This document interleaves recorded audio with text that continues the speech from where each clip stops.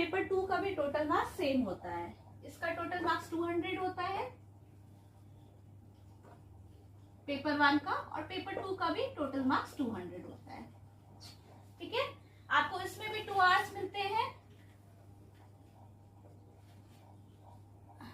इसमें भी 2 आवर्स मिलते हैं। ठीक है, तो इसमें लाना होता है आपको 33% of the total marks.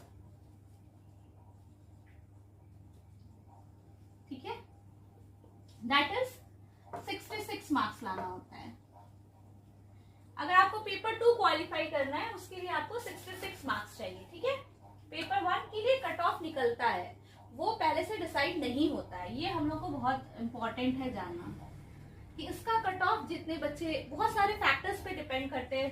For example how many students, कितने स्टूडेंट्स ने अपियर किया, या फिर आपका वैकेंसी कैसे कितना है इस ईयर, या फिर जिस ईयर में आप दे रहे हो।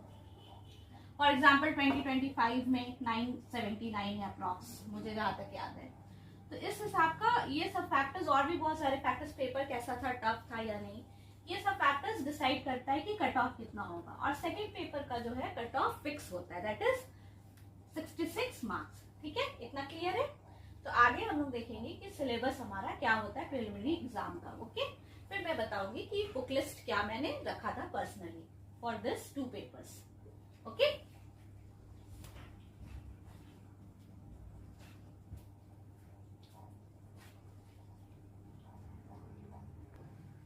तो अगर हम सिलेबस देखें फॉर पेपर 1,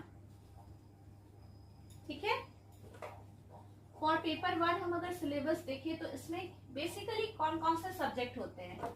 आपका हिस्ट्री होता है, ज्योग्राफी होता है, इकोनॉमी होता है, आर्ट एंड कल्चर होता है,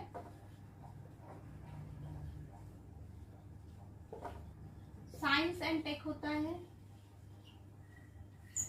बेसिकली ये 5 सब्जेक्ट्स मेन होते हैं, history, geography, economy, art and culture, science and tech, polity, ये 6 सब्जेक्ट। ओके, तो अब हम लोग सिलेबस पढ़ते हैं जो यूपीएससी के थ्रू आता है। So the syllabus of paper 1 is, मैं एक एक जो पॉइंटर्स है वो रीड करूंगी। Current events of national and international importance. So एक इंटरनेशनल रिलेशंस भी होते हैं। ठीक है, सब पोर्शन से कुछ कुछ क्वेश्चंस आते हैं, तो ऐसा नहीं बोल सकते कि सब किसी पोर्शन को आप